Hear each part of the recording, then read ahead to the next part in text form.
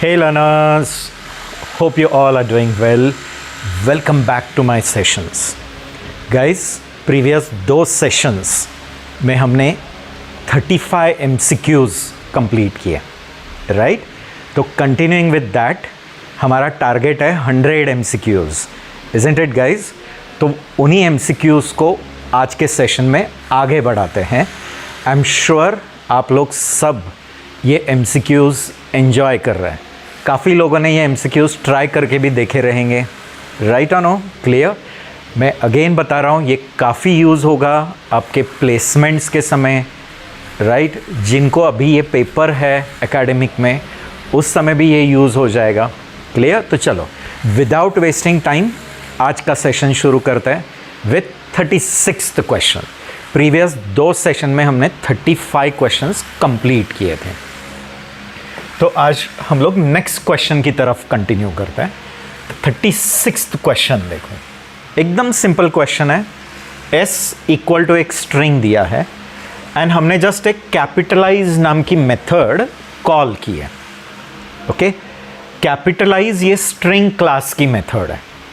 Okay, तो किसने invoke किया है वो कैपिटलाइज को? एक स्ट्रिंग ऑब्जेक्ट ने. s is a object of string. Capitalize का काम क्या है कि ईच वर्ड के पहले लेटर को अपर केस में कन्वर्ट कर देगा, गेटिंग, एंड बाकी सबको लोअर में. ठीक है? ओके, तो इसका काम क्या है समझ में आया? Capitalize. Okay, then what it is going to do? It is going to convert. Okay, ऐसे ही अपर नाम की मेथड भी है, ऐसे ही लोअर नाम की मेथड भी है. ओके, ऐसी ही टाइटल नाम की मेथड भी है. ओके, तो इसका काम क्या है? पूरे स्ट्रिंग में ईच वर्ड का पहले लेटर को अपर करना है एंड बाकी सबको लोअर करना है. एंड याद रखना, स्ट्रिंग के जितने भी मेथड्स है, अपर है, लोअर है, टाइटल है, कैपिटलाइज है, स्वैप केस है, मेनी अदर, रिप्लेस है, ये सब याद रखना कभी भी ओरिजिनल स्ट्रिंग को मॉडिफाई नहीं करता है.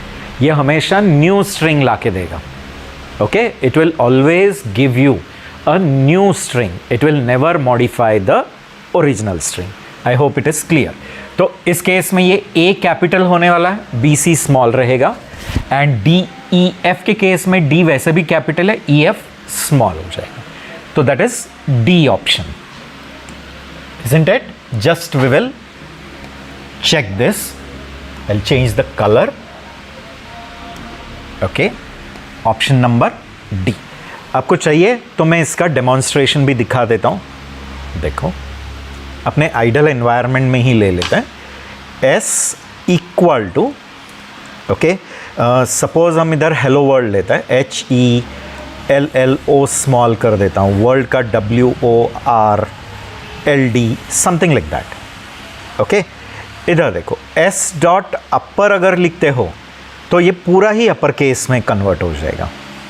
S डॉट लोअर करते हो तो पूरा लोअर केस में. बट याद रखना, अपनी ओरिजिनल स्ट्रिंग वैसे के वैसे ही रहेगी. ये हमेशा एक कॉपी स्ट्रिंग ला के देता है, एक न्यू स्ट्रिंग ला के देगा. S dot capitalize. ठीक है, देखो, S dot capitalize what it will do. Okay, मैंने एक छोटा सा मिस्टेक बताया. S डॉट कैपिटलाइज क्या करेगा? पूरे सेंटेंस का फर्स्ट लेटर अपर करेगा एंड बाकी पूरा लोअर. एंड जो मैं एक्चुअली बता रहा था वो एक्चुअली टाइटल के बारे में है. गेटिंग? तो very sorry for that. Just make the changes. Okay, title actually क्या करता है? ईच वर्ड का पहला लेटर अपर करेगा और बाकी सब लोअर. एंड कैपिटलाइज करेगा पूरे सेंटेंस के पहले लेटर को अपर, बाकी सब लोअर. ठीक है, तो देखो ये ऐसा है. तो हेलो वर्ल्ड दिख रहा है, H कैपिटल और बाकी पूरा लोअर में कन्वर्ट हुआ. एंड सेम अगर मैं टाइटल लिखा रहता था, ठीक है, तो कैन यू सी, हेलो का H कैपिटल, वर्ल्ड का W कैपिटल, बाकी पूरा लोअर. तो just will make that correction. Very sorry for that. Okay, तो हम लोग ये क्वेश्चन का ये करेक्शन कर लेते हैं. तो करेक्शन ये है, it is not this option, it is this option. Okay, A capital होगा और बाकी पूरा lower. Okay, I hope guys you are going to make note of that. Okay जो मैंने एक छोटा सा गलती बता दिया, बट इसके साथ मैंने चारों मेथड्स बता दिया, अपर, लोअर, टाइटल एंड कैपिटलाइज। चलो now without wasting time quickly हम लोग अगले क्वेश्चन को जाता है, क्योंकि हमें maximum number of questions cover करने, हमारा टारगेट है 100 क्वेश्चंस का। क्यों? क्योंकि मुझे बाकी और भी चीज़ें आपको लेकर आनी है। abundant of things I want to share with you guys। हम लोग को कुछ चीज़ें पाइथन के जो मशीन लर्निंग में लगेंगे, जो एनालिटिक्स में लगेंगे, तो वो चीज़ें भी आपको ला के दिखानी है, सिखानी है, जो आपके लिए यूज़फुल होगा। ठीक है, अगले क्वेश्चन की तरफ जाते हैं। देखो मैंने इधर लिखा है डेफ फू एक फंक्शन है। In Python how do we define our own functions? By the keyword def. Foo is the name of the function. Just empty round bracket है, मीन्स वो फंक्शन को कुछ पास नहीं कर रहा है कॉलिंग करते समय, और अंदर मैंने जस्ट लिखा है रिटर्न पास। ठीक है, एंड मैंने यहां प्रिंट फू लिखा है। ओके, प्रिंट फू। तो हम लोग एक्सपेक्ट कर रहे हैं कि कुछ तो रिटर्न हो, बट एक्चुअली ये सिंटैक्टिकली गलत है। Pass is a statement which is like a dummy statement. Pass ये डमी स्टेटमेंट के जैसे, लाइक या ऐसे कहो कि जिनको असेंबली आता है तो उसमें नो ऑपरेशन जैसे। Getting? It is like a proxy statement. कुछ नहीं करना है तो वहां आप लोग एक प्रॉक्सी स्टेटमेंट क्या डाल दोगे? पास। जैसे आपको लिखना है कि इफ एंड एल्स, बट आपको इफ में कुछ नहीं करना है, एल्स में करना है, तो फिर आप इफ में एक डमी स्टेटमेंट क्या डाल दोगे? Pass. That is the rule of Python. Getting? तो अगर मैं ये इस तरह से लिखता हूं तो ये सिंटैक्टिकली क्या है? गलत है। देखो डेफ फू एंड मैं लिख देता हूं return pass. Can you see? It is syntactically wrong. तो रिटर्न सिर्फ लिखना है या सिर्फ पास लिखना है? Return pass is wrong. Getting guys? Okay, तो क्या ऑप्शन आना चाहिए इस केस में? 4 ऑप्शंस है as you can see here. एक है none, pass, syntax error, none of the above. हाँ, अगर आपने पास नहीं लिखा रहता था, ओनली रिटर्न, तो भी चलता था। गेटिंग? तो in that case what it will return? None, क्योंकि आप कुछ रिटर्न नहीं कर रहे हैं। या अगर ये पास स्टेटमेंट ऊपर लिख देते थे पास, एंड फिर अगले लाइन पे रिटर्न लिख देते थे। गेटिंग? एंड फिर आपने वो फंक्शन कॉल किया रहता था, तो वो कुछ भी नहीं रिटर्न कर रहा है। तो पाइथन में हमेशा याद रखना है, जब फंक्शन कुछ नहीं रिटर्न करता है तो implicitly it returns none. None भी एक ऑब्जेक्ट है of type none type, but none represents nothing, तो इधर नन आ जाता था। बट ये हमारा सिंटैक्टिकली क्या हो गया? गलत हो गया। ठीक है, तो it should be syntax error. ठीक है गाइज? ओके, तो moving on to the next question. Question number 38 देखो। क्वेश्चन 38 में हमने क्या किया? एक फंक्शन डिफाइन किया है कॉल्ड डबलर। ठीक है, तो इससे समझ में आ रहा है कि ये फंक्शन क्या करेगा? एक वैल्यू लेगा और उसका डबल करके रिटर्न करने वाला है। Is it guys? ठीक है, तो देखो एक फंक्शन डिफाइन किया है। पाइथन में फंक्शन को डिफाइन करने के लिए डेफ कीवर्ड है। जैसे जावास्क्रिप्ट में जाते हो तो फंक्शन को डिफाइन करने के लिए फंक्शन कीवर्ड है, या PHP में भी फंक्शन कीवर्ड है। गेटिंग? C++ में डायरेक्टली फंक्शन का नाम और उसके पहले उसका रिटर्न टाइप लिखना पड़ता है, या इवन इन जावा ऑल्सो। तो डबलर नाम का फंक्शन है, एंड वो राउंड ब्रैकेट में हमने एक ही पैरामीटर पास किया है, that is n। Right guys? एक वैल्यू पास किया है कॉल्ड n। n एक नंबर है। अंदर हमने क्या किया है? n को 2 से मल्टीप्लाई किया, n इंटू 2, एंड जो n इंटू 2 है वो रिटर्न किया। ठीक है, तो देखो पहली बार जब डबलर कॉल होगा ये 2 पास होगा, n में 2 आ गया, 2 इंटू 2 4, ये रिजल्ट में क्या आ जाएगा? 4। ये जो 4 आया है रिजल्ट में,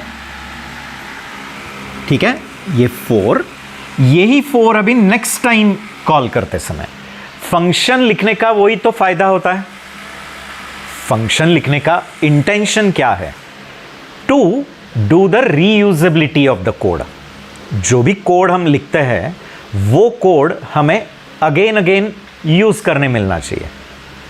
कोड रिडंडेंसी बढ़ाना नहीं है। कोड रिडंडेंसी में समझाना, वही लॉजिक आप 10 बार लिख रहे हो, गेटिंग? इंस्टेड ऑफ दैट वो लॉजिक एक ही बार किस में लिख दो, फंक्शन में, एंड फिर वो फंक्शन चाहिए उतनी बार आप क्या करो, कॉल करो। रीयूजेबिलिटी होता है, गेटिंग क्लियर? रियल लाइफ में भी मॉम, जो स्मार्ट मॉम्स होते हैं वो देखो करते रहेंगे ऐसे काम, गेटिंग? वही चीज़ अगेन अगेन करने की जगह पे वो एक ही बार करके रखते हैं एंड फिर दे यूज इट, राइट और नो? जो वर्किंग मॉम्स वगैरह रहता है तो आपने देखा रहेगा कि पूरे हफ्ते में अगर उनको गार्लिक पेस्ट लगने वाला है, देन जिंजर पेस्ट लगने वाला है, तो every day they don't do, on Sunday they make and keep it so that it will be sufficient for whole week. They will not keep doing it again and again, getting? That is a smart work like. तो ये logic है, ये logic हम चाहिए उतनी बार रीयूटिलाइज कर रहे हैं। पहली बार 2 पास हुआ, n में 2 आ गया, 2 × 2 4 रिटर्न हुआ जो रिजल्ट में, अगेन डबलर कॉल किया, कितना पास किया, 4। ये जो 4 है वो वापस n में आया, 4 × 2 8, वापस डबलर, बट अभी 8 पास हुआ, ये 8 वापस n में आया, 8 × 2 16, रिजल्ट में कितना आया, 16। हमने प्रिंट क्या किया, result, that is 16, and do we have 16?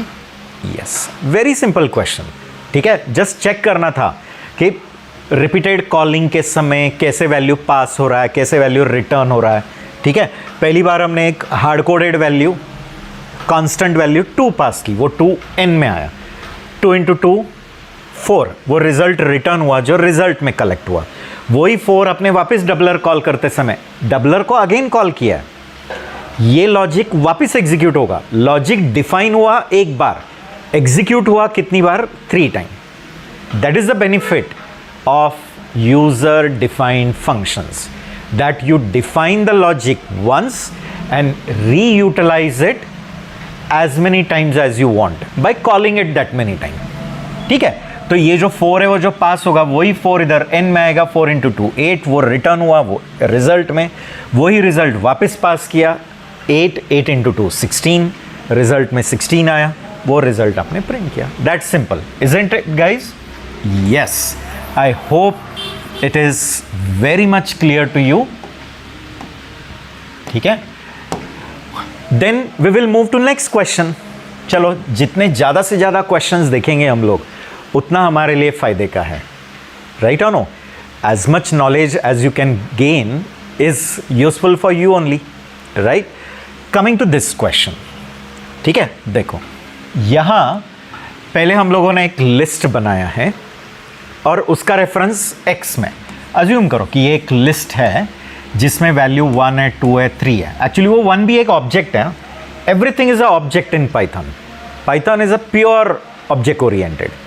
Python में प्रिमिटिव वैल्यूज भी जो है ना, लाइक इंट है, फ्लोट है, बुलियन है, ये भी ऑब्जेक्ट है, which is unlike in Java. Those who learn Java, you should know that there primitives are primitives only, they are never object। वो एक ड्रॉबैक है पाइथन का, क्योंकि हर एक चीज़ ऑब्जेक्ट में जब आता है तो मेमोरी ज़्यादा लगता है और वो ऑब्जेक्ट्स को मैनेज करने के लिए पाइथन वर्चुअल मशीन को बर्डन्स भी ज़्यादा होता है। Anyway, I will not go into that detail more. अभी देखो, ये एक लिस्ट है और ये लिस्ट का रेफरेंस किसके पास है, x के पास, isn't it guys? फिर लिखा है y = x। तो याद रखना, y = x जब होता है तो x की कुछ कॉपी नहीं बनती है और वो y में नहीं आती है। सिंपली x का रेफरेंस किस में आ जाएगा, यही रेफरेंस उठा के, तो y भी कहाँ रेफर करेगा, same list. It is like 2 keys of the same house. House एक ही है बट एक ही हाउस के 2 चाबियाँ हैं। गेटिंग? कीज, दोनों कीज एक ही घर के हैं तो आप किसी भी की से उस घर को एक्सेस कर सकते हैं, ठीक है? अभी हमने क्या किया है, y = 4 5 6।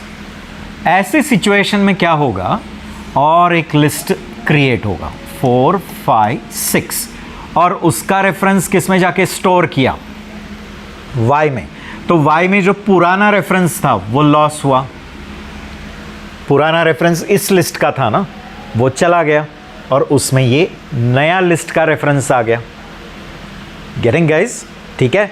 तो याद रखना इस ऑब्जेक्ट के कितने रेफरेंस काउंट थे, 2। जैसी इसमें दूसरा रेफरेंस आ गया तो इस ऑब्जेक्ट का एक रेफरेंस काउंट कम हो जाता है। एंड याद रखना जब भी किसी ऑब्जेक्ट का रेफरेंस काउंट 0 होता है तब वो object eligible for garbage collection होता है। एंड गार्बेज कलेक्टर भी एक पाइथन वर्चुअल मशीन का ही एक पार्ट होता है जिसका काम है कि ये सारे ऑब्जेक्ट्स जिनका रेफ काउंट 0 हो गया है उनको फ्री लिस्ट में डालना है सो दैट वो मेमोरी रीयूटिलाइज हो जाएगी। That is a different part. अभी इतना ही याद रखो कि ये नया रेफरेंस आ गया, पुराना रेफरेंस लॉस। अभी अगर हम प्रिंट x करते हैं तो भी x तो वो अपनी लिस्ट को प्रिंट रेफर कर रहा है, वो ये अपनी लिस्ट प्रिंट करेगा। And what is that list? 1 2 3। तो देखो प्रिंट x जब करते हो तो वो यही लिस्ट प्रिंट करेगा क्योंकि x थोड़ी चेंज हुआ था। x के अंदर वो घर का ही क्या है, चाबी है। y के अंदर हमने दूसरे घर की चाबी डाल दी। एंड ऐसे सोचो कि x एंड y ये की होल्डर्स है, घर में ऐसे हुक्स लगे हुए रहता है और एक आपके पास एक की होल्डर रहता है। कुछ लोगों के घर में एक लॉक का वो वुडन बनाया रहता है, किनके घर में वो की का ही एक ऐसे सिंबल रहता है अलग अलग, और उस पर बहुत सारे हुक्स रहता है जिस पे अलग अलग चीज़ों की चाबियाँ लटकाई रहती है। तो ऐसे ये एक x एक की होल्डर है, y एक की होल्डर है, दोनों में एक ही घर के डुप्लीकेट थे, बट बाद में हमने y में दूसरे घर का डाल दिया।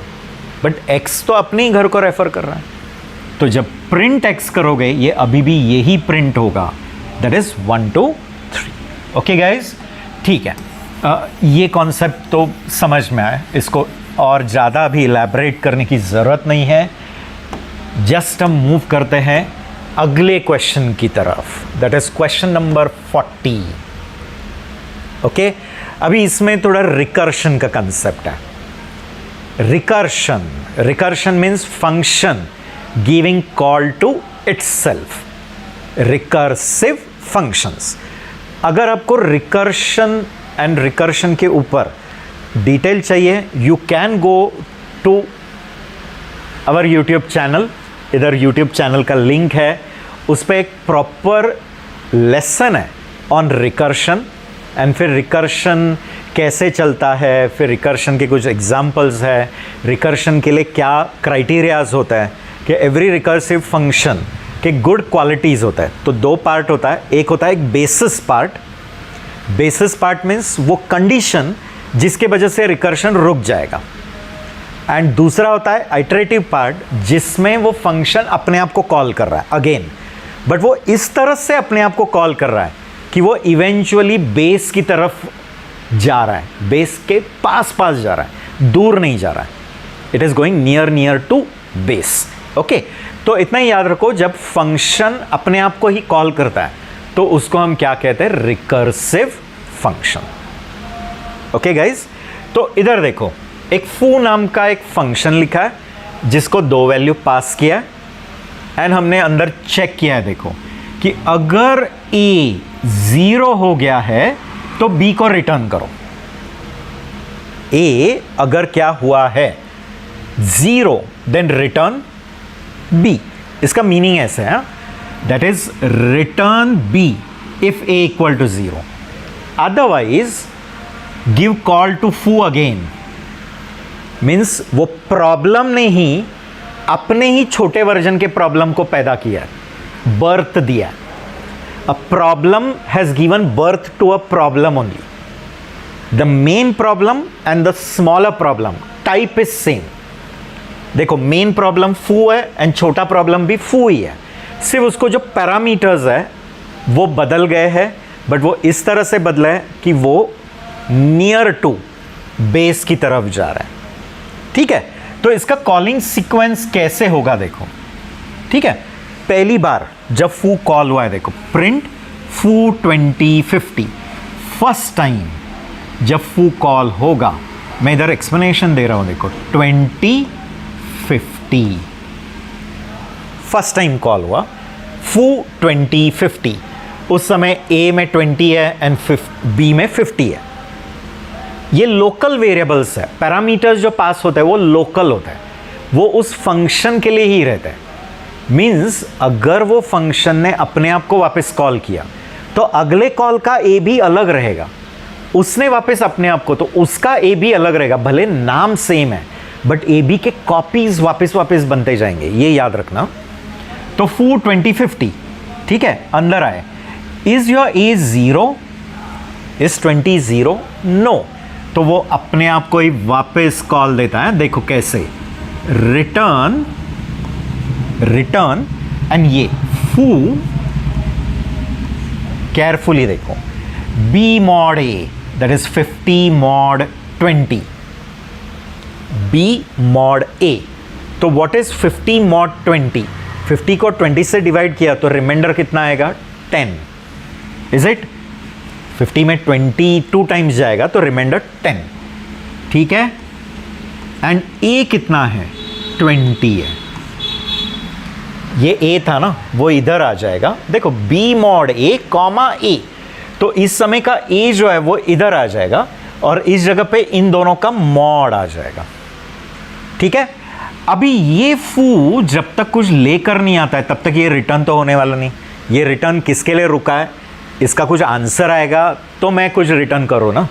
तो अभी रुकते हैं इसका आंसर आने के लिए, राइट। अभी ये कॉल हुआ, अंदर आ जाएगा, देखेगा ए 0 है क्या? Is a 0? इस कॉल के समय ए 10 है और बी 20 है। इस कॉल के समय ए 20 है, बी 50 था, याद रखना, ठीक है। कॉल हुआ, इज ए 0? नो। तो अगेन क्या होगा? रिटर्न, ओके गाइज, फू एंड 20 मॉड 10। ये बी है और ये ए है, तो 20 मॉड 10 कितना होगा? 0। 20 तो 10 से डिविजिबल है, तो रिमाइंडर तो 0, मॉड तो रिमाइंडर लाके देता है। और इधर क्या आएगा? 10। ये जो ए है वो इस जगह पे आएगा और इस जगह पे इन दोनों का मॉड, 20 मॉड 10, ठीक है। अगेन ये रिटर्न इसका आंसर आने के लिए रुका है। जब वो आंसर आएगा तो ही मैं रिटर्न करूंगा, तो वापस ये रुका है इसका आंसर आने के लिए। ये फू कॉल हुआ, ठीक है गाइस। चलो मैं दूसरा कलर ले लेता हूं। ये जैसे ही कॉल होगा, अब बताओ, इस समय ए 0 है, ए इज 0, मीन्स हम कौन से केस को पहुंच गए? Base condition. Base condition means that condition where the recursion will stop. जब रिकर्शन रुकता है तो वापस जाने का प्रोसेस शुरू हो जाता है, means it will just go back to the place where it is called, that will again go back to the place where it is called. अभी रोल बैक का प्रोसेस शुरू हुआ, बैक ट्रैकिंग का process शुरू हुआ, getting? क्यों? क्योंकि base condition आया तो अभी रिकर्शन रुक गया, खुद को ही कॉल करने का प्रोसेस रुक गया। मीन्स वो जो पहला प्रॉब्लम था जो एक छोटे प्रॉब्लम को पैदा कर रहा था, अपने ही जैसा छोटा प्रॉब्लम, वो अपने ही जैसा और छोटा प्रॉब्लम, देखो फू ही फू को पैदा कर रहा है, फू ही फू को पैदा कर रहा है। तो वो कॉल करने की प्रोसेस जो है ना, अगेन वो रुक गई। अभी रिवर्स जाने का काम शुरू हो गया। तो बी कितना हो गया? सॉरी, ए कितना हो गया? 0। तो रिटर्न क्या करना है? बी। अभी बी कितना है? 10। तो ये 10 क्या हो जाएगा? Return. But guys, where is that 10 returned? Wherever it was called. तो ये यहां कॉल हुआ था, तो यहां क्या लेकर आ गया? 10। अभी ये रिटर्न 10 किधर करेगा? जहां वो कॉल हुआ था, यहां। ये रिटर्न 10 कहां करेगा? यहां। और ये किधर कॉल हुआ था? प्रिंट एफ में, तो वो 10 किधर पास होगा? प्रिंट को। एंड प्रिंट क्या प्रिंट करेगा? वो 10। एग्रीड? तो I hope it is clear. Very very simple explanation.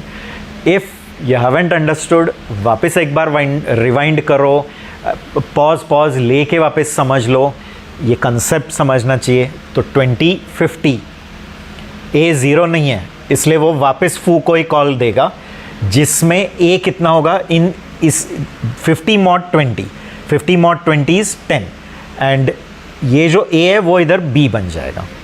Again, is a 0? No. तो 20 मॉड 10 0, एंड ये 10 ए बन इधर आ जाएगा, मैंने ये ए इधर बी बन। अगेन कॉल हुआ, अभी ए 0 है, तो रिटर्न क्या करेगा? बी। तो बी 10 है, वो रिटर्न किया। वो रिटर्न किधर होगा? जहाँ कॉल किया है, वही किधर, जहाँ कॉल, वो किधर, जहाँ कॉल। ऐसे करते करते लास्ट में इधर जो 10 है वो प्रिंट में आ जाएगा। गेटिंग? तो एकदम सिंपल कंसेप्ट है, समझ लो। एंड जिनको रिकर्शन के बारे में ही कुछ पता नहीं है, तो मैंने ऑलरेडी कहा है, watch on the given channel, if you go there, वहाँ प्रॉपर सीरीज़ है पूरे पाइथन की, उसमें एक पूरा चैप्टर रिकर्शन के ऊपर है। जस्ट वो देख के अपना कंसेप्ट पहले क्लियर कर लो एंड वापस MCQs पढ़ना शुरू करो। Nothing difficult, isn't it? चलो अगले क्वेश्चन की तरफ मूव करते हैं। अगला क्वेश्चन देखो क्या है। यहां हम लोगों ने लिखा है डेफ फू एंड पैरामीटर की जगह पे लिखा है स्टार बी। गेटिंग? एंड हम लोग वो स्टार बी का जो भी डेटा टाइप है वो रिटर्न कर रहे हैं, उसका जो भी डेटा टाइप बनता है वो रिटर्न। अभी याद रखना, कोई भी फंक्शन जिसके पैरामीटर के आगे स्टार लिखा रहेगा तो पाइथन में उसका इंडिकेशन है कि इसमें हम लोग वेरिएबल नंबर ऑफ क्या पास कर सकते हैं, वैल्यूज। समझ रहे? मीन्स ये ऐसा फंक्शन है जिसको कितने आर्ग्यूमेंट्स पास किए जा सकते हैं, वेरिएबल नंबर ऑफ।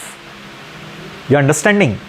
मीन्स इस केस में देखो, जब मैंने लिखा है डेफ फू स्टार बी, तो कॉल करते समय मैं फू को जब मैं कॉल करूंगा तो कुछ भी नहीं पास किया, या फू को 3 वैल्यू पास किया, या फू को 7 वैल्यूज पास किए। ठीक है, कितने भी चल सकता है। गेटिंग? इसका इंडिकेशन ये है, क्यों? क्योंकि इसकी जो पैरामीटर है ये फंक्शन को जा रहा है, उसके आगे स्टार है।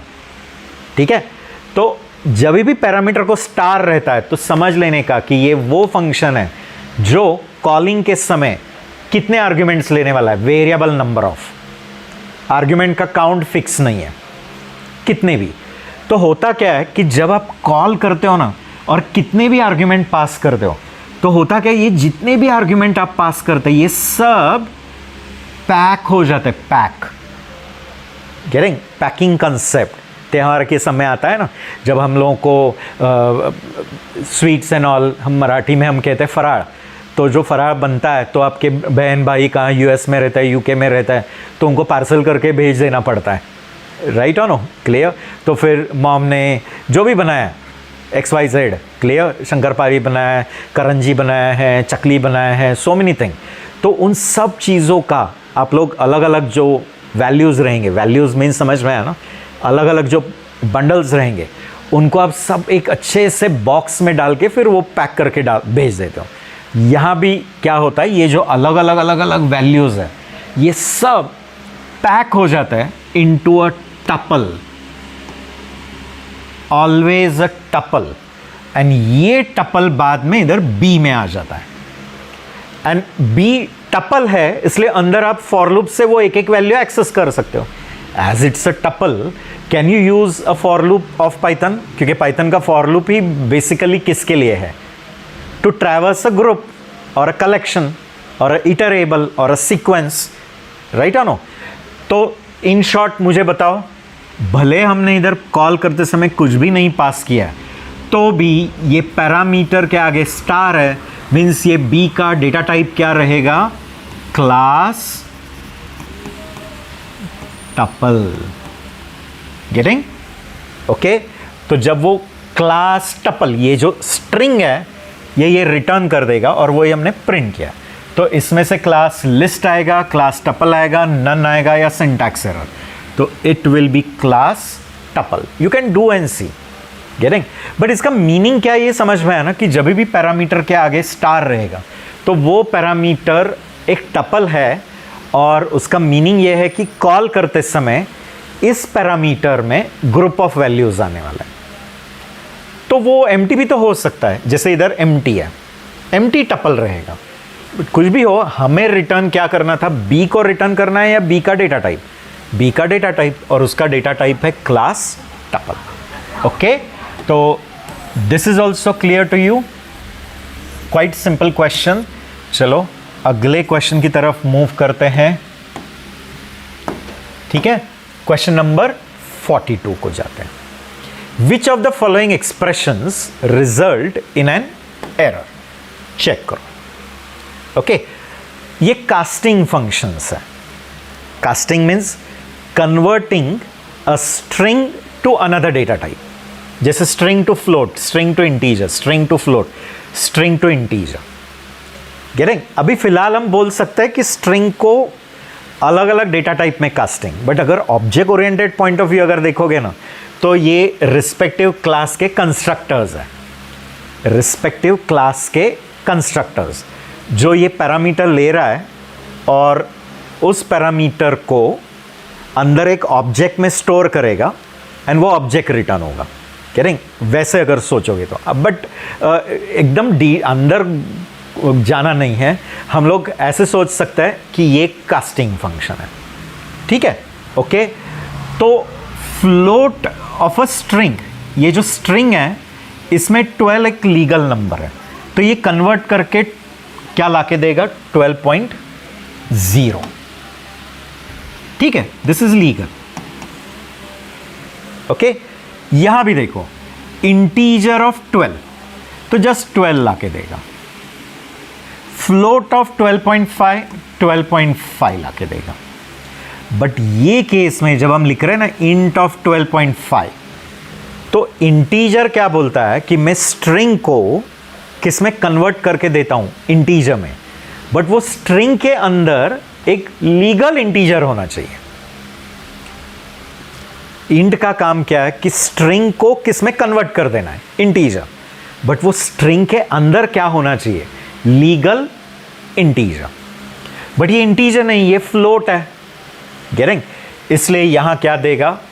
It will give you a value error. Getting? कि ये वैल्यू ये इंट के लिए क्या है? इलीगल है। यू कैन चेक ऑल्सो कि इसके लिए क्या आने वाला है? एरर। गेटिंग?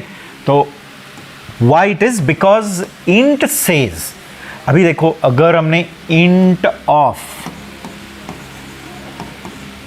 राम लिखा तो भी एरर आएगा। क्यों? क्योंकि आप लोग एक स्ट्रिंग को इंटीजर में ला रहे हो, बट वो स्ट्रिंग के अंदर क्या होना चाहिए? एक legal integer. Do we have a legal integer in it? No, it is not a valid integer.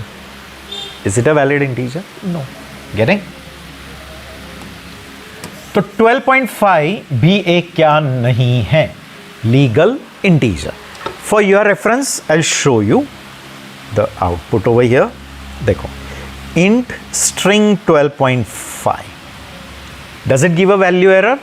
and value error में भी वो बता रहा है कि जो string को आप int में convert कर रहा है वो string के अंदर क्या नहीं है?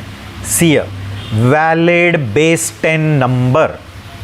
12.5 is not a valid base 10 integer। okay, बाकी सब ठीक है। okay, the remaining will give you a correct output। चलो नेक्स्ट वाला क्वेश्चन देखते हैं। कुछ बेसिक क्वेश्चंस भी आ जाएंगे, एकदम एलिमेंट्री वाले भी। क्यों? क्योंकि मैंने कहा है कि ये 100 सेट में मेरा गोल है just to cover the elementary thing, basic चीज़ है। फिर हम लोग अपनी डिफिकल्टी लेवल थोड़ी बढ़ा देंगे। Getting? We will be coming with problem solving sessions also. Means मैं ऐसे भी कुछ क्वेश्चंस लेकर आऊँगा, ट्रिकी क्वेश्चन जो आपके प्लेसमेंट्स के समय अलग अलग कंपनीज में पूछे जाते हैं। Getting? When we do pre placement activities, that time we take all such questions. तो आपके प्रिपरेशन के लिए मैं वैसे क्वेश्चंस भी लेकर आऊँगा। ठीक है? चैलेंज वाले जो क्वेश्चंस होते हैं, जो अलग अलग प्लेटफॉर्म के क्वेश्चंस होते हैं ना, लाइक लिट कोड है, हैकर रैंक है, तो उनके जो क्वेश्चंस होते हैं वो भी हम लोग सॉल्व करेंगे। Don't worry. ठीक है? आपको सिर्फ you have to be tune with our channel. Getting? You have to watch the videos and when you feel that कि really this is helpful, this is going to be really useful for you, please don't forget to comment on the video। Getting? And don't forget to subscribe also। Getting? Subscribers बढ़ जाएंगे तो अपना knowledge और जगह पे spread होगा। Yes or no? Ultimate goal is to spread the knowledge till maximum level as much as possible। ठीक है गाइज, ओके. तो I am sure you all will help me in that. This is little basic question. A token is also called as what? So it's also called as a lexical unit. Okay? And वो lexical unit atomic होता है. Atomic means समझ में आया ना, जिसको और आगे डिवाइड नहीं कर सकता है. तो आपके कोड में जो smallest piece of text होता है ना, piece of text means आप लोगों ने लिखा है area equal to 3.14 into r. तो ये एरिया एक ही पीस है, इसको आगे स्प्लिट नहीं कर सकते, वो वैसे ही रखना पड़ेगा. इक्वल एक अलग 3.14, this is one complete one floating point number, इसको डिवाइड नहीं कर सकता है. ये स्टार अलग है, ये आर अलग है. तो ये एक एक पीस ऑफ क्या है, प्रोग्राम है, जो आपका पाइथन इंटरप्रेटर उसको अंडरस्टैंड करता है. गेटिंग? ओके. तो these are the smallest unit of your code, जिसको हम लोग टोकन्स भी बोलते हैं या लेक्सिकल यूनिट्स भी बोलते हैं. अब कुछ लोग इसमें कंफ्यूज हो जाएंगे. तो वो लेक्सिकल यूनिट्स एटॉमिक होता है, they are the atomic part of your code. तो बट टेक्निकली हमें बोलना चाहिए that a token is also called as a lexical unit. और ये जो एक एक यूनिट होता है उसको लेक्सिम्स भी कहा जाता है. ठीक है गाइज, तो इसका आंसर क्या होना चाहिए, बी. ठीक है, वेरी वेरी बेसिक, बहुत एलिमेंट्री क्वेश्चन है. आगे के क्वेश्चन को मूव करते हैं. What is the result of the following Python code. देखो अभी इधर क्या होता है. इसमें देखो एक x नाम की लिस्ट है एंड y नाम की एक लिस्ट है. ये दो लिस्ट है. zip एक फंक्शन है. zip फंक्शन क्या करता है, लिस्ट ऑफ इटरेबल्स लेता है. मैं पहले zip फंक्शन कैसे काम करता है ना वो बताता हूं. देखो zip क्या करेगा, ठीक है, लिस्ट ऑफ क्या लेता है, इटरेबल्स. इटरेबल 1, इटरेबल 2, जितने पास कर रहे हैं. इटरेबल्स में समझ में आया ना, ग्रुप ऑब्जेक्ट और अ सीक्वेंस ऑब्जेक्ट. तो iterable can be a list, it can be a tuple. Getting guys? It can be a string also. Okay, तो ये इटरेबल्स लेगा और क्या करेगा, हर इटरेबल का जो करस्पॉन्डिंग वैल्यू है उसका एक टपल बनाएगा और उन टपल्स का एक और लिस्ट लाके देगा. क्या करेगा समझ में, ये इटरेबल में से पहला वैल्यू लेगा, इटरेबल 2 में से पहला, इटरेबल 3 में से पहला, मीन्स सब में से क्या लेने वाला है, like A1 B1 dot dot dot, एक टपल बनाया. वैसे ही इसमें से सेकेंड वैल्यू, इसमें से सेकेंड वैल्यू, अगले वाले से सेकेंड वैल्यू, ये लेकर एक tuple. I hope you are getting it, कि सारे इटरेबल के करस्पॉन्डिंग वैल्यू लेकर एक टपल बनाएगा. और ऐसे जितने टपल्स बनेंगे उनका भी एक इटरेबल बनेगा, उनका भी अगेन एक क्या बनेगा, ग्रुप बनेगा. एक्चुअली वो पूरा जो होता है ना वो जिप ऑब्जेक्ट होता है. मीन्स उस ऑब्जेक्ट के क्लास का नाम क्या होता है, zip. It is of class zip. But मुझे वो जिप ऑब्जेक्ट को लिस्ट ऑब्जेक्ट में लाना है, तो मैंने उसको कास्ट किया है. Getting guys, clear? तो इधर भी अपने केस में भी क्या होने वाला है, देखो ये 1 and 4 का एक टपल बनेगा, फिर 2 and 5 का एक टपल बनेगा, 3 and 6 का एक टपल, और इन टपल्स का भी एक ग्रुप बनता है. एक्चुअली ये पूरे का जो ग्रुप बना ना, ग्रुप ऑब्जेक्ट में समझ आया ना, इटरेबल ऑब्जेक्ट या सीक्वेंस, ये है ऑफ क्लास जिप. ये पूरा किस क्लास का है, जिप क्लास. बट मुझे ये चाहिए लिस्ट क्लास, तो फिर ये जिप क्लास को किस में कास्ट किया, तो लिस्ट क्लास. जिप ऑब्जेक्ट ये आपको लाके देगा एक जिप ऑब्जेक्ट. वो जिप ऑब्जेक्ट मैंने किसको भेज दिया, लिस्ट को. तो लिस्ट ने जिप को किस में कन्वर्ट किया, लिस्ट में, एंड फिर वो लिस्ट प्रिंट हो जाएगी. तो अपने केस में क्या, 1 4 2 5 3 6, ये वाली लिस्ट प्रिंट हो जाती है. एकदम सिंपल है. ठीक है, तो देखो मैं क्विकली इधर दिखा देता हूं कि it is a object of class zip. I'll show you this.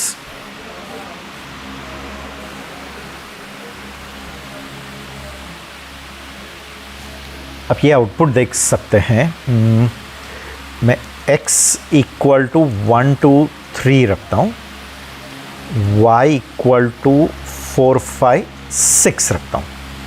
And जब मैं zip x कॉमा y बोलता हूँ तो एक्चुअली उसने क्या किया है, करस्पॉन्डिंग लेकर उनका टपल्स बनाया. एंड फिर वो टपल्स का एक क्या बनाया, ग्रुप ऑब्जेक्ट बनाया. बट वो ग्रुप ऑब्जेक्ट किस क्लास का है, जिप क्लास. बट उसको अगर मैंने लिस्ट क्लास में कन्वर्ट किया ना, ये जिप ऑब्जेक्ट जो आ जाएगा वो जिप ऑब्जेक्ट ला के देगा. उसको मैं लिस्ट में कन्वर्ट कर देता हूँ. तो देख रहा है, you get a list object where these corresponding tuples are there. 3 list भी भेज सकता था, तो तीनों का फर्स्ट, तीनों का सेकंड, तीनों का थर्ड लेके टपल बनता था. करें? तो hope it is clear. Quite simple it is. ठीक है, तो अगले क्वेश्चन को जाता है. तो इसका आउटपुट मुझे लगता है क्लियर है. अगला वाला क्वेश्चन देखो, एकदम सिंपल क्वेश्चन है. एक डेफ फू नाम का फंक्शन है एंड जिसको एक a पैरामीटर पास किया है और अंदर हमने वो a को ही 10 से बढ़ा दिया है. Plus equal is same as a is equal to a plus 10. तो a एंड 10, a का पुराना वैल्यू और 10 ऐड हो जाएगा और जो नया ऑब्जेक्ट बनेगा वो वापस a में आएगा. एंड फिर वो आपने रिटर्न किया. ठीक है. फिर बार नाम का भी एक फंक्शन लिखा है जिसमें उसका अपना लोकल वैल्यू है x, दैट इज 5. उसने फू को कॉल किया जिसको x पास किया. ठीक है. और उसने जो कुछ रिटर्न किया है वो y में आया. वो y को ये वाला x क्या किया, ऐड, एंड फिर वो प्रिंट किया. ठीक है. हम ऑर्डर से जाते हैं एंड फिर बार यहां कॉल हुआ है. अपने स्क्रिप्ट का एग्जीक्यूशन कहां से शुरू होगा, यहां से, क्योंकि ये कॉल हुआ है और ये दो सिर्फ डिफाइन हुआ है. रिमेंबर, वो सिर्फ क्या हुए हैं, define. Unless and until you call it, it is not going to get executed. जब तक वो कॉल नहीं होता है तब तक वो क्या नहीं होने वाला है, एग्जीक्यूट. तो कॉल यहां हुआ ना बार, तो यहां से उसका लाइफ शुरू हो गया. वो अपना जिंदगी कहां से शुरू करेगा, यहां से. देखो अभी बार कंट्रोल कहां आने वाला है, यहां से बार को. बार के अंदर x की वैल्यू कितनी है, 5. वो फू को पास की, अभी फू को आ जाएगा और जो x की वैल्यू है ना वो कॉपी हो जाएगी a में. तो a में कितना आ जाएगा, 5. x 5 है, फू कॉल हुआ. ठीक है.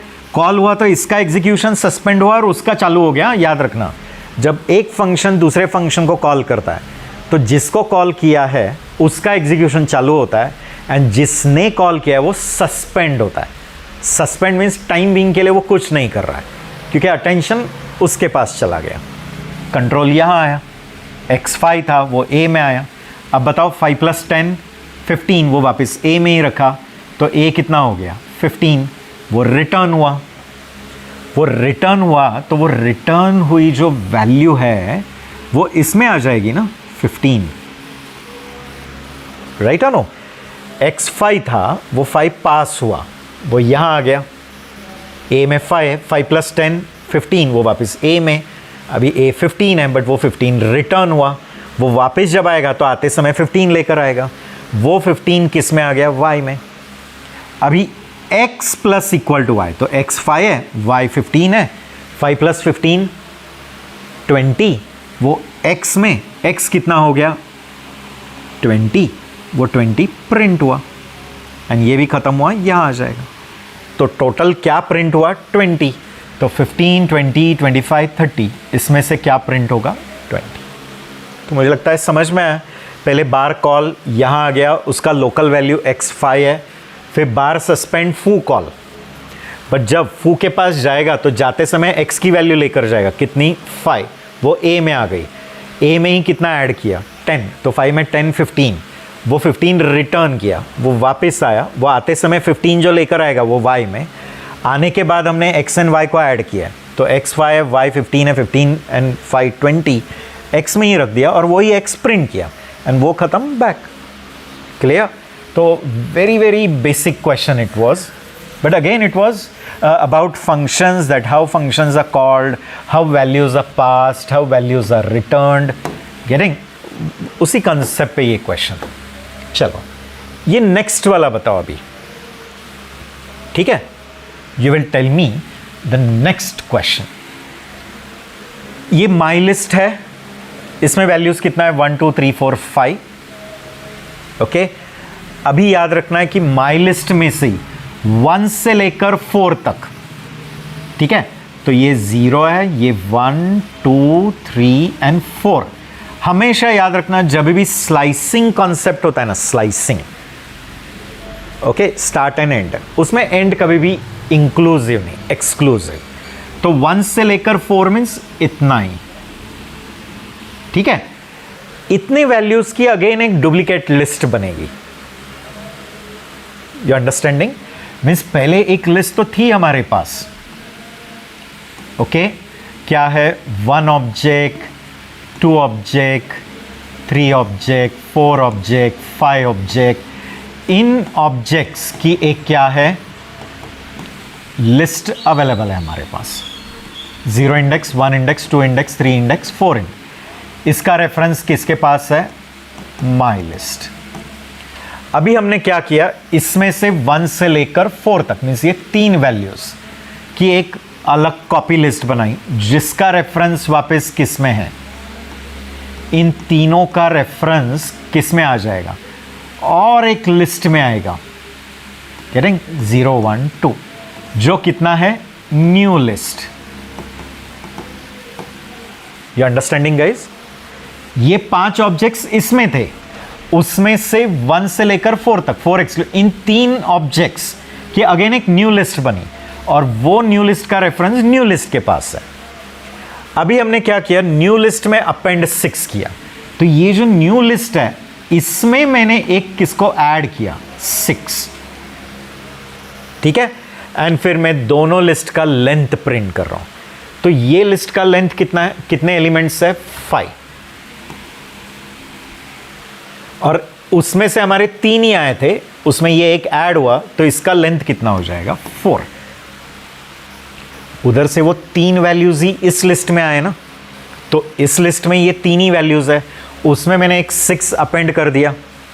वो उतने पार्ट की जो कॉपी लिस्ट बनी थी ना, उसमें 6, तो अभी इसमें कितने एलिमेंट आए? 4, तो 4, तो दोनों का लेंथ कितना है? 5 4। The option is b. Getting? तो होप क्लियर। तो ये लिस्ट में 1 से लेकर 4 तक, 4 एक्सक्लूड, इतने एलिमेंट्स की एक न्यू लिस्ट बनी।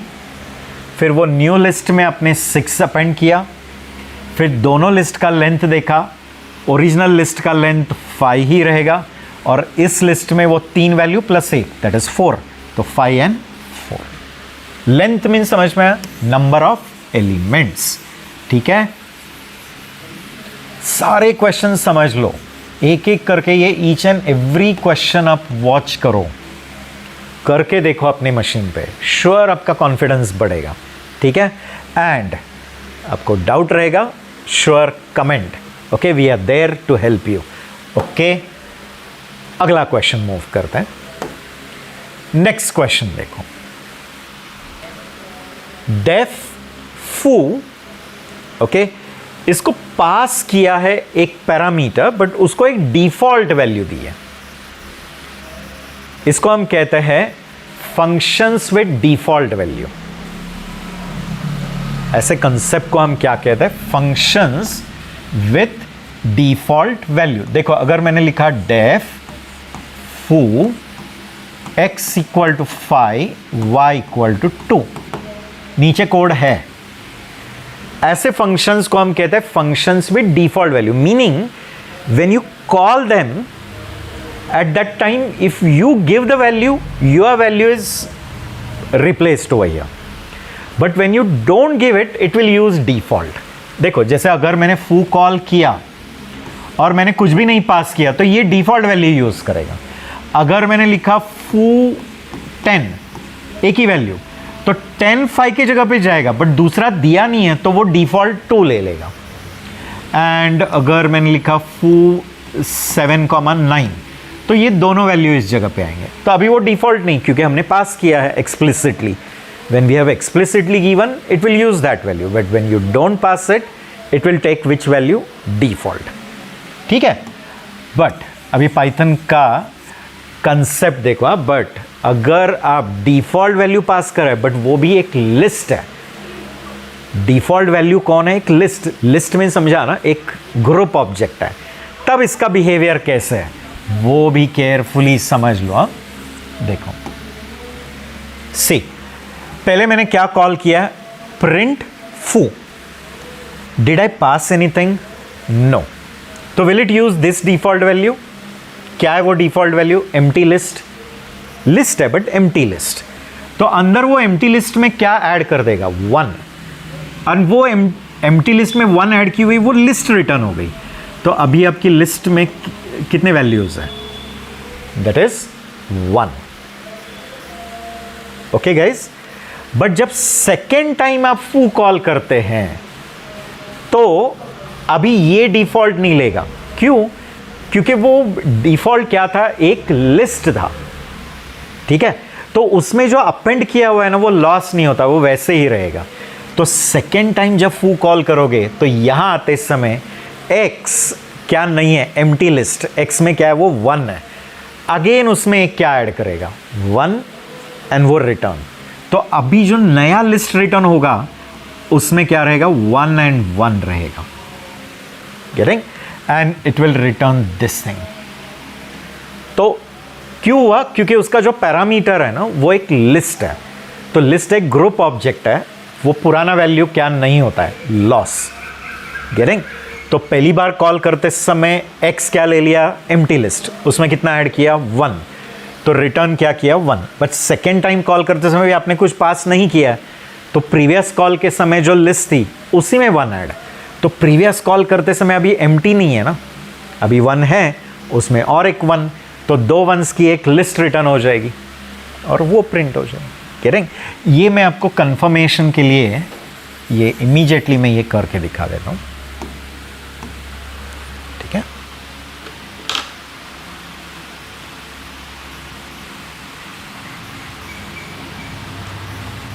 you can see this or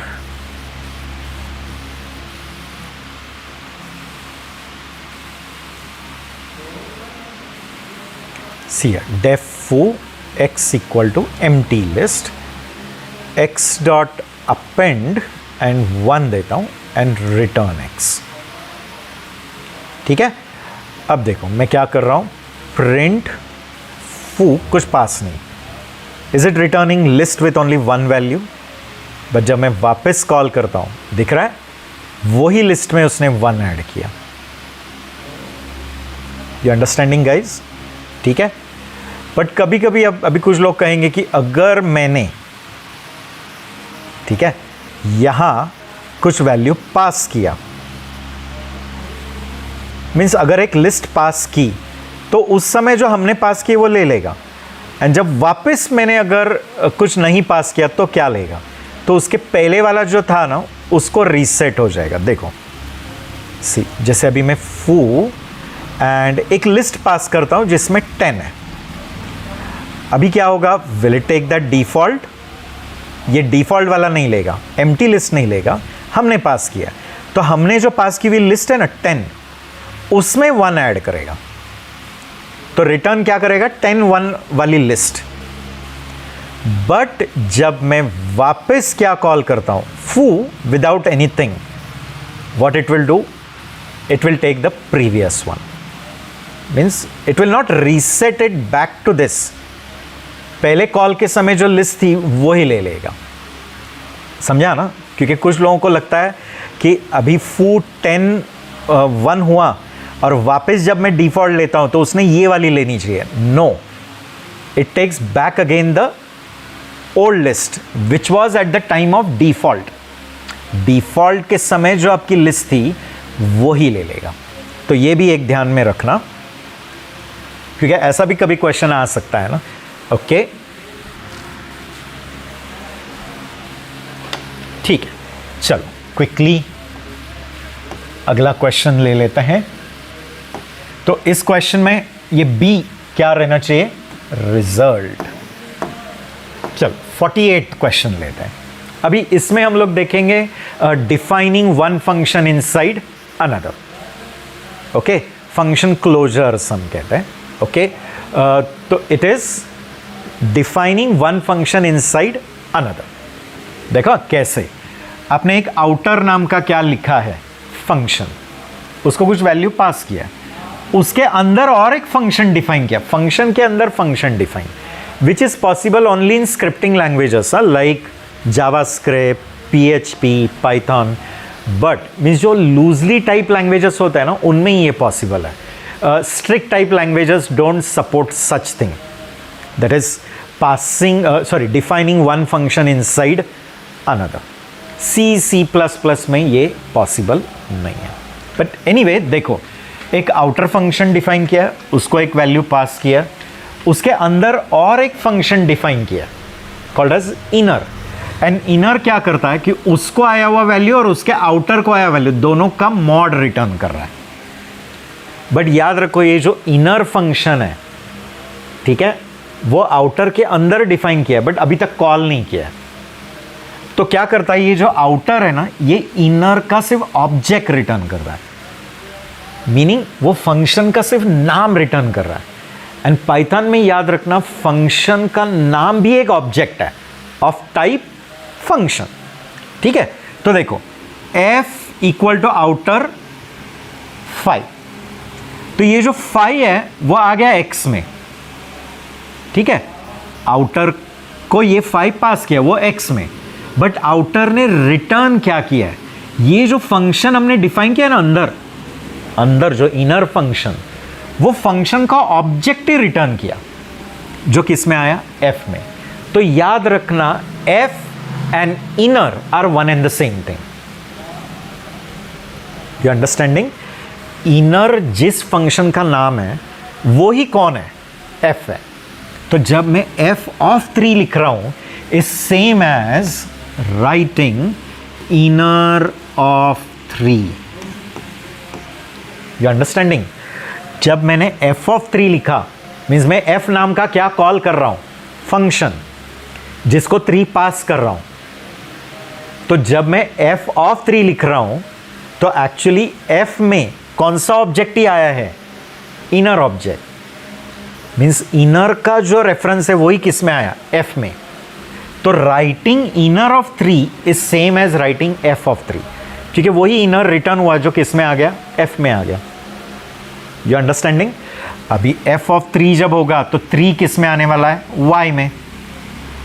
ठीक है, 3, और x कितना था, 5। आउटर कॉल करते समय पास कितना किया था, आउटर ऑफ 5, x में कितना था, 5। अब 5 mod 3 कितना होगा, 2 रिमाइंडर, राइट ऑन हो, वो रिटर्न हो गया। देखो रिटर्न 5 mod 3, तो वो जो रिटर्न होगा 5 mod 3 दैट इज 2, वो प्रिंट होगा।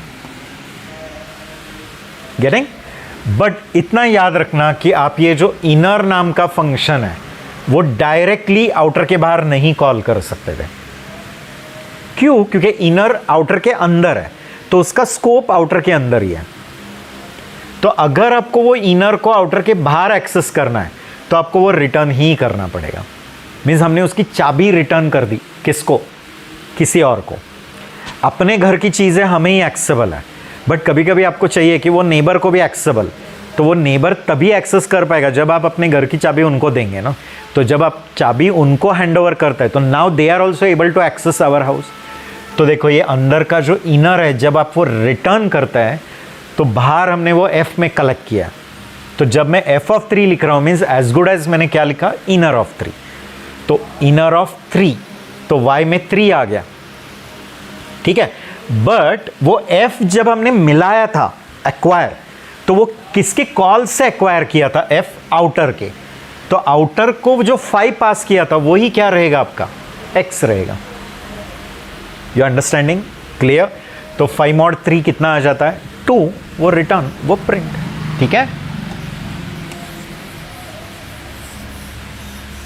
This is enclosed function and this is enclosing function, है याद रखना। एनक्लोज्ड कौन है, इनर, एंड कौन उसको एनक्लोज कर रहा है, आउटर, ठीक है। याद रखना y ये इनर का लोकल है, y किसका लोकल है, इनर का, x किसका लोकल है, आउटर का, बट वो इनर को एक्सेसिबल है, उसको हम नॉन लोकल कहते हैं। Non locals means locals of outer but accessible to inner. देखो अंदर हमने एक्सेस किया ना, इसका लोकल वेरिएबल इसके अंदर एक्सेस हुआ, तो ऐसे वेरिएबल्स को हम क्या कहते हैं, non locals. Non locals means locals of outer but accessible to inner. बाहर वाले फंक्शन का वो लोकल है बट अंदर वाले फंक्शन को वो एक्सेसिबल है, उसको हम कहते हैं नॉन लोकल, ठीक है। चलो, तो ये कंसेप्ट भी क्लियर है। अगला वाला क्वेश्चन देखते हैं, देखो, ठीक है। ये क्वेश्चन में देखो हमने क्या किया, एक ए नाम की लिस्ट है, वो ए लिस्ट को ही टपल में कन्वर्ट कर दिया एंड उसका रेफरेंस ए में ही लाया, एंड फिर आप लोग क्या कर रहे हो, टपल की 0th वैल्यू को 2 से रिप्लेस, जो कि हो ही नहीं पाएगा। क्यों? क्योंकि टपल की खासियत है कि tuple is a immutable sequence. List and tuple internally same है। लिस्ट भी एक सीक्वेंस ऑफ एलिमेंट्स है, टपल भी एक सीक्वेंस ऑफ एलिमेंट है, दोनों पे एक्सेस करने का टेक्निक सेम है, दोनों पे स्लाइस ऑपरेशन वैसे ही चलता है। सिर्फ इतना ही है कि लिस्ट क्या है, म्यूटेबल है, एंड म्यूटेबल होने के कारण उस पर काफ़ी ऑपरेशंस हो सकता है। पुश है, पॉप है, रिमूव है, अपेंड है, एक्सटेंड है, इंसर्ट है, ये कुछ भी चीज़ें किस पे नहीं चल सकती है, टपल पे, क्योंकि tuple is immutable. Okay guys, तो हमने गलती से क्या किया, लिस्ट को टपल में लाया एंड फिर टपल के 0th वैल्यू को किस, इधर वो टपल में कन्वर्ट हुआ ना, 1 2 3 4 राउंड, एंड आप ये 0th प्लेस पे क्या रखने की कोशिश कर रहे हो, 2, जो करके ही नहीं देगा, it will give you error, getting type error. It will say that assignment operation is not allowed on tuple, क्योंकि ए क्या है, एक टपल है। ये काम नहीं करते थे अगर, तो ठीक है, इट इज अलाउड। ये जो 0th प्लेस पे है ना 1, वो किससे रिप्लेस हो जाएगा, 2, एंड फिर आप जब प्रिंट करके देखोगे तो it will give you 2 2 3 4, getting. But this is not going to happen in which case, in our case, ठीक है। अपने केस में क्या आने वाला है, टाइप एरर, क्योंकि टपल क्या होता है, इम्यूटेबल। इम्यूटेबल मीन्स उसको चेंज नहीं कर सकते हैं, ठीक है। चलो अगला वाला क्वेश्चन देखो, क्वाइट सिंपल है। बहुत लोगों को इनिशियली देखने पर क्या लगता है कि 0.1 plus 0.2 is 0.3, 0.3 is equal to 0.3, तो आंसर शुड बी ट्रू। ये डबल इक्वल है, double equal to means comparison वाला इक्वल है, सिंगल इक्वल मीन्स असाइनमेंट, ठीक है। इस जगह पे अगर आप सिंगल लिखोगे तो वो ऑलरेडी सिंटैक्स एरर देगा, मैं इट इज रॉन्ग, ठीक है। क्यों? क्योंकि असाइनमेंट जब करना चाहते हो तो LHS में एक वेरिएबल होना चाहिए। तो इस केस में देखकर हमें लगता क्या है कि ये दो वैल्यूज आप कंपेयर कर रहे हो, तो इसका वैल्यू आने वाला है 0.3, इसका भी आ जाएगा 0.3, गेटिंग। बट होता क्या है गाइस, ये जो वैल्यूज है ना, ये फ्लोटिंग वैल्यूज है, एंड फ्लोटिंग वैल्यूज कभी भी एक्यूरेट नहीं रहता है, वो रिकरिंग वैल्यूज होता है। They are never accurate, they have 0.0000 error at least, मैंने 0.00001 का तो भी क्या रहेगा ही एरर। और ये कंसेप्ट हमने कभी तो मैथ्स में वगैरह पढ़ा है, जब न्यूमेरिकल मेथड्स वगैरह पढ़े थे 11th-12th में, हम लोग कुछ सीरीज़ का समेशन नहीं, अब मैं टेलर सीरीज़ या फिर साइन की सीरीज़, कोसाइन की सीरीज़ देते थे, एंड एक्स की वैल्यू दे देते थे एंड कहते थे कि find out the terms till the error is 0.001। वो एरर को हम एप्सिलॉन से रिप्रेजेंट करते थे ऐसे, जब तक एप्सिलॉन 0.0008 के पास पहुंच गया, मैंने आपका एक्यूरेसी एक्यूरेसी बोलने की जगह पे previous result and the next result के बीच में इतना डिफरेंस आ गया है तो रुक जाओ। क्लियर? तो याद रखना कि फ्लोटिंग वैल्यू जो होता है ना वो कभी भी क्या नहीं आता है, एक्यूरेट। गेटिंग? एंड इसमें भी वही होता है, इन दोनों का जब एडिशन करोगे ना तो वो 0.33 सम वैल्यू यानी 0.30 एंड समथिंग लाइक दैट, तो वो छोटा सा 0.1 भी इसको क्या नहीं कर रहा है, इक्वल नहीं बना दे रहा है। क्यों? क्योंकि इंटरनली इसका स्टोरेज वो IEEE नोटेशन में होता है, मेंटेसा एक्सपोनेंट, और वो जब वो बाइनरी में कन्वर्ट होता है तो उसका कुछ ना कुछ तो पॉइंट्स में क्या आता है, एरर आता है। गेटिंग? आप लोग ये चेक भी करके देख सकते हो। ठीक है, ओके। तो इस केस में आंसर क्या आना चाहिए, एक्चुअली फॉल्स, या गलती से आर रह गया है, समझ लो। ठीक है, कुछ लोगों ने मैं कुछ ऑप्शन ऐसे दिया है मशीन डिपेंडेंट। गेटिंग? तो actually what happens is, I have already told you, see I'll show you the result of 0.1 plus 0.2. Can you see? It is 0.3 and 4. तो ये इतनी सी जो वैल्यू है वो भी उसका एरर है। Okay, and that is the reason जब आप 0.3 से कंपेयर करते हैं वो क्या आता है, फॉल्स। हाँ, बट कुछ वैल्यूज के लिए नहीं आता है, like if you take 0.2 plus 0.3, तो यहाँ वो एग्जैक्ट 0.5 आ रहा है। मे बी यहाँ 0.2 एंड 0.4 अगर लेते हैं तो इधर भी दिख रहा है 0.6, some error is there, and that is the reason if I write this as double equal to 0.6 it may give you false. तो ऐसे छोटी छोटी चीज़ें होती है, ठीक है, जो आपको याद रखनी है। ठीक है, चलो अगले क्वेश्चन की तरफ मूव करते हैं। 51th क्वेश्चन हम देखेंगे। ASCII code of 0 character, means ये कैरेक्टर 0। तो याद रखना कैरेक्टर 0 जो होता है ना,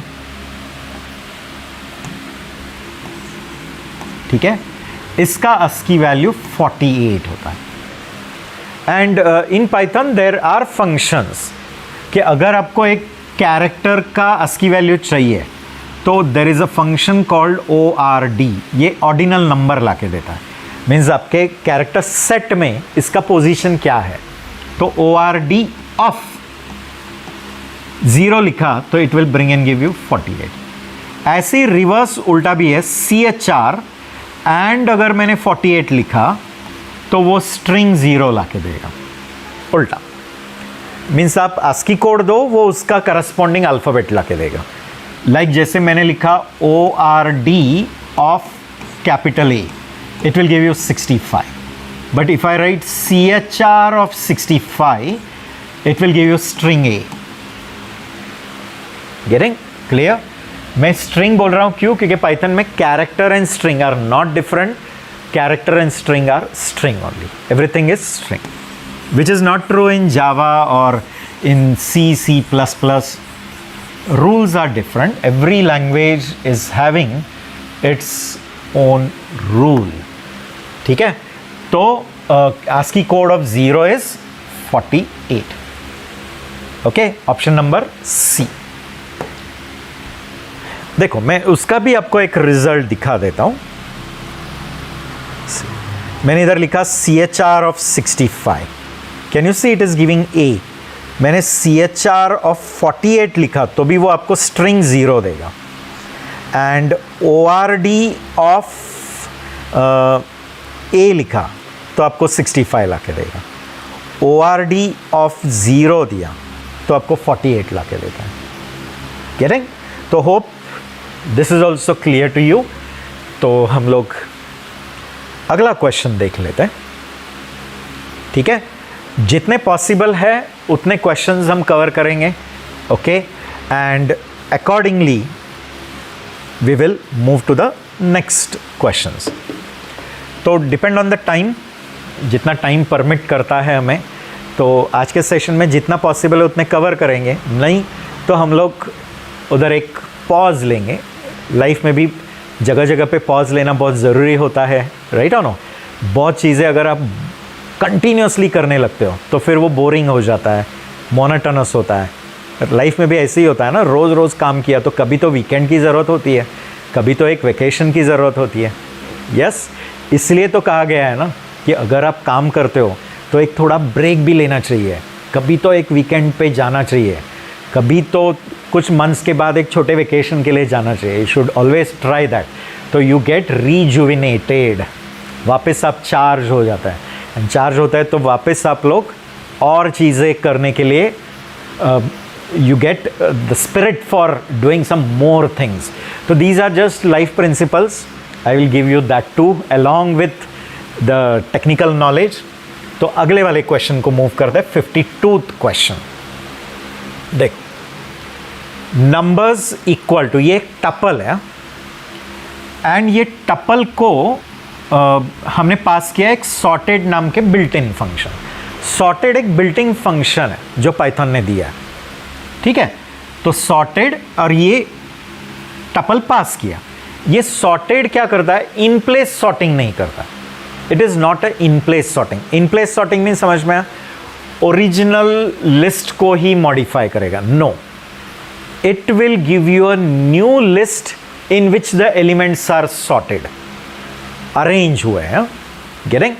किस मैनर में? Default ascending. Default ascending.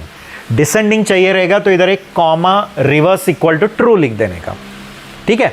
तो वो और डिटेल पार्ट है। अभी फिलहाल याद रखो कि ये सॉर्टेड क्या करता है, ये टपल को ले लेगा, ठीक है, ये टपल, और उसको रीअरेंज कर देगा like this, 1 2 3 5 7 and 10। 1 2 3 5 7 10। But rearrange करेगा तो ये ओरिजिनल लिस्ट में, टपल में नहीं, क्योंकि वैसे भी टपल चेंज नहीं हो सकता है, वो तो वैसे भी म्यूटेबल है, इम्यूटेबल है। तो एंड सॉर्टेड हमेशा याद रखना है क्या नहीं करता है, इन प्लेस सॉर्टिंग नहीं, वो एक दूसरा लिस्ट बना के ला के देगा। तो ये जो सॉर्टेड एनओएस है, इसमें क्या आने वाला है, ये पूरा है ना सॉर्टेड मैनर। एंड जब आप उसका टाइप प्रिंट करके देखोगे तो it will be class list, ठीक है। एक क्या लाके देगा, एक नया लिस्ट जो क्या रहने वाला है, sorted. Default it is in ascending. तो इसका रिजल्ट क्या आने वाला है, समझ में आया ना। Print type of sorted, it is class list. And अगर मैंने लिखा रहता था प्रिंट सॉर्टेड नंबर्स तो ये प्रिंट होता था, बट हम लोग वो आया हुआ जो रिजल्ट है वो नहीं प्रिंट करे, उसका टाइप प्रिंट करे। तो उसका टाइप क्या आता है, क्लास लिस्ट, ठीक है। तो ऑलवेज रिमेंबर, सॉर्टेड फंक्शन एक बिल्ट इन फंक्शन है जो एक इटरेबल को लेता है और उसके एलिमेंट्स को असेंडिंग में अरेंज करके दे देता है। बट वो लाके देते समय ओरिजिनल को मॉडिफाई नहीं, एक न्यू लिस्ट लाके देगा। एंड वो न्यू क्या है, लिस्ट है। तो ये आने वाला क्या है, एक लिस्ट, ठीक है। ओके, तो चलो अगले क्वेश्चन की तरफ मूव करते हैं। Next, what is the result of the following Python code. Okay, देखो अभी इसमें एकदम मैं बेसिक पे आ गया हूँ वापस। अब कहोगे कभी कभी ऐसे डिफिकल्ट क्वेश्चन, फिर कभी तो बेसिक, तो वो लाइफ का भी वैसे ही होता है ना। Life should be like up and downs होने ही चाहिए ना, ऐसे अप अप अप नहीं, कभी कभी नीचे भी आना चाहिए, फिर वापस ऊपर जाना चाहिए। वापस ऊपर जाते समय बहुत स्पीड लेकर ऊपर जाना चाहिए, राइट। ओके, तो कभी कभी एकदम ग्राउंड लेवल पे भी आना चाहिए। ओके, तो मॉड तो रिमाइंडर ला के देता है। एंड याद रखना पाइथन में जो 2/ होता है ना, 2/, ये फ्लोर डिवीजन होता है, floor division. And single slash जो होता है वो फ्लोट डिवीजन। You understanding? देखो मैंने अगर लिखा 5 divide by 2, here you will get 2.5। But मैंने लिखा 5/2, तो ये जो 5/2 का जो आंसर है ना, इसका फ्लोर आएगा, फ्लोर। तो 2.5 का फ्लोर क्या है, 2 है। फ्लोर मीन समझ में आया ना, जो नियरेस्ट इंटीजर है, जो less than equal to that number. तो 2.5 का जो नियरेस्ट इंटीजर क्या है, जो 2.5 से लेस देन इक्वल है। 2.5 से नियरेस्ट इंटीजर कौन है? 2। इंटीजर में समझा ना, होल नंबर, तो 2। हाँ, बट याद रखना इसी सिचुएशन में अगर ऐसा लिखा है -5/2 तो आंसर इज -2.5, बट -/2 के समय आएगा -3, नॉट -2, क्योंकि -2.5 का नियरेस्ट इंटीजर कौन है? -3, नॉट -2, क्योंकि -2 ये -2.5 से ज़्यादा है एंड -3 ये -2.5 से कम है। तो हमें क्या चाहिए? नियरेस्ट इंटीजर जो उस वैल्यू से लेस देन इक्वल है। ओके, वो याद रखो। ठीक है, चलो वो पार्ट तो समझ में आ गया आपको। अभी फिलहाल ये वाले केस में आता है। तो ये मॉड एंड ये जो डिव है, इनका प्रेसिडेंस सेम होने के कारण वो लेफ्ट टू राइट जाएगा। तो 16 mod 15, 16 mod 15, A 16 है, B 15 है, तो ये मॉड करने पर रिमाइंडर कितना आएगा? 1। ठीक है, 1/16, क्वोशंट कितना आएगा? 0। अगर आपने 1/16 लिखा रहता तो पॉइंट 0 पॉइंट समथिंग आता था। ठीक है, और उसका फ्लोर क्या आएगा? नियरेस्ट इंटीजर जो इस वैल्यू से लेस देन इक्वल है, कौन? 0। तो you should get answer what? 0, not 0.0, it is 0। Okay guys, ठीक है। चलो अगला क्वेश्चन की तरफ मूव करते हैं। Okay, I am excited to tell you more and more questions. अभी आता है यहाँ, इसमें याद रखना पाइथन ये कॉन्सेप्ट को बोलता है multiple assignment. It is called as multiple assignment, but actually ये जो मल्टीपल असाइनमेंट है वो प्रोग्रामर के लिए कन्वीनियंट है। बहुत इजी लगता है ना, लेफ्ट को लिस्ट लिखो, राइट को अगेन लिस्ट लिखो। मैंने राइट को एक लिस्ट ऑफ वैल्यू दो, लेफ्ट को एक लिस्ट ऑफ वेरिएबल, बराबर करस्पॉन्डिंग वैल्यू उसमें जाके कॉपी हो जाएगा। बट इंटरनली पाइथन को ज़्यादा ओवरहेड है इस केस में। ये पूरा जो चीज़ होता है ना, वो पहले एक टपल में कन्वर्ट होता है एंड फिर वो टपल अनपैक होता है अलग अलग वेरिएबल्स में। You understanding? तो वो ओवरहेड है, though it is a convenience to the programmer, but internally it is a burden. इसलिए परफॉर्मेंस जावा का पाइथन से बेटर होता है। गेटिंग? ठीक है, ये क्लियर है। ओके, ये वैल्यूज़ गए। अभी पाव फंक्शन जो होता है ना, वो क्या करेगा? x 3 वैल्यू दिया है, तो what it will do is it will do x raise to y, raise to means double star, and x raise to y का जो भी आंसर आएगा उसका मॉड z लेने वाला है। रूल है वैसे, वो पावर फंक्शन ही वैसे करता है कि पावर को जब 3 वैल्यू भेजते हो तो वो first raise to second and whatever answer come mod third. तो अपने केस में क्या आने वाला है बताओ? अभी 10 रेज टू 20,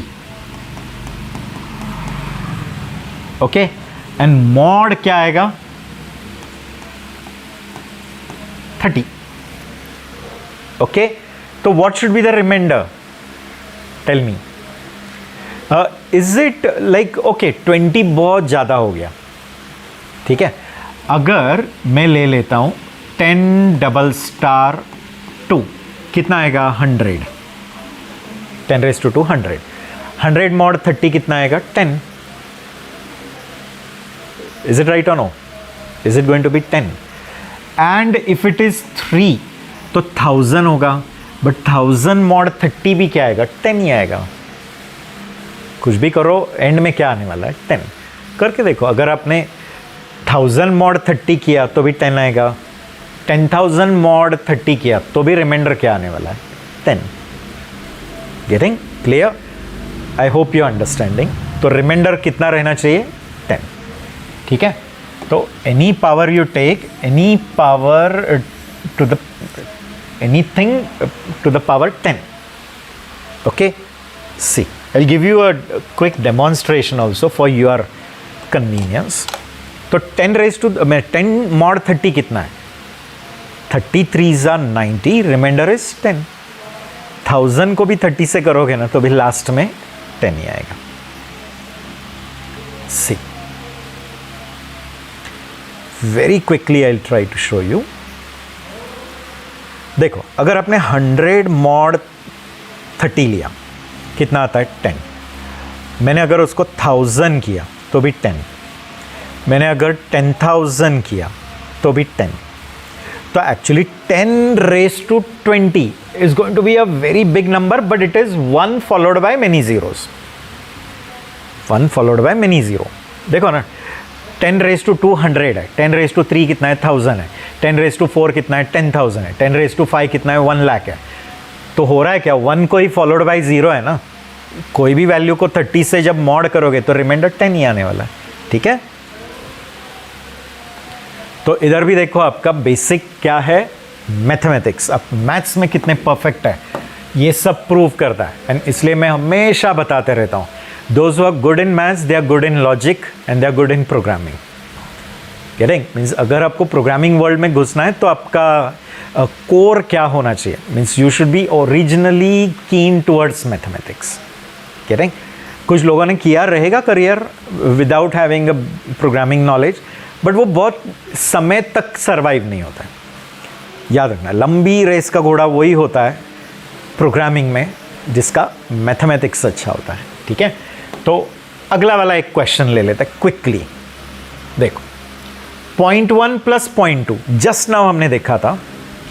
तो इसमें क्या हो रहा है? 0.1 प्लस 0.2, आंसर 0.3 नहीं आता है. 0.3 एंड देन समवेयर लास्ट 4 और 1 समथिंग. तो it doesn't come exactly same. Getting, तो ये क्या हो जाता है? फॉल्स. बट ये वाला जो केस है ना, 0.2 plus 0.2, the answer comes as what? 0.4. इसमें एरर नहीं आता है. गेटिंग, देखो 0.2 plus 0.2, is there any error? No. And as there is no error, this comes out to be same. 0.2 plus 0.2, 0.4, 0.4 equal to 0.4. True. So is it answer B? False. True. Okay, चलो और एक question लेते हैं. What is the result of the following Python code? ठीक है, यहां देखो, अभी हमने क्या किया है? D1 एक क्या है? डिक्शनरी है. एंड D2 एक क्या है? डिक्शनरी. डिक्शनरी है ये दोनों. की वैल्यू, की वैल्यू, की वैल्यू, की वैल्यू, ये दो डिक्शनरीज. अभी हमने क्या किया? डिक्शनरीज का भी एक डिक्शनरी बनाने गए. डिक्शनरी का डिक्शनरी. ओके, तो what it will do? It will take all the key values of D1, key values of D2, and then it will create a new dictionary because you have mentioned double star over here. Remember, ठीक है, अगर आपने ये double star नहीं लिखा रहता था तो क्या होगा? वो जस्ट वो दो डिक्शनरी का एक सेट बना देगा. ये एक डिक्शनरी, ये एक डिक्शनरी और दो डिक्शनरी का एक सेट. वैसा नहीं होगा. अभी इस डिक्शनरी के की वैल्यू लेगा, इस डिक्शनरी के की वैल्यू लेगा, एंड ये सारे की वैल्यू लेकर एक नया डिक्शनरी बनाएगा. ठीक है, 1:1, 2:4, 3:6, क्योंकि ये डबल स्टार से प्रिसीडेड है. ये रूल है पाइथन के सिंटैक्सेस है. तो now if you would have dropped that 2 stars ना, then what would have happened? It will create just a set of 2 dictionary. But now it is not creating a set of 2 dictionary, it is creating a dictionary of dictionaries. Means it is taking the elements of that dictionary and creating a bigger dictionary. तो इस dictionary के की value लिए, इस dictionary के की लिए and एक नया डिक्शनरी बना दिया. तो कौन आना चाहिए? ये सी. ठीक है गाइज, ओके. तो ये वाला क्वेश्चन भी क्लियर है. ठीक है, then one more question will take. ये वाला केस यहां देखो. ओके, ये रब करना भूल गया. Okay guys, till 56th question we have completed. Now for today's session we will take pause till here only. In the next session one more will be the last one to end up with this 100 MCQs series. ठीक है, तो अगले session में हम लोग जो बचे हुए क्वेश्चंस हैं वो कंप्लीट करेंगे, ठीक है। तो see you in the next session, but till then do all these questions, watch it, share it with your friends, okay? And if you have not subscribed to the channel, do that, comment on it, and don't forget to like the videos.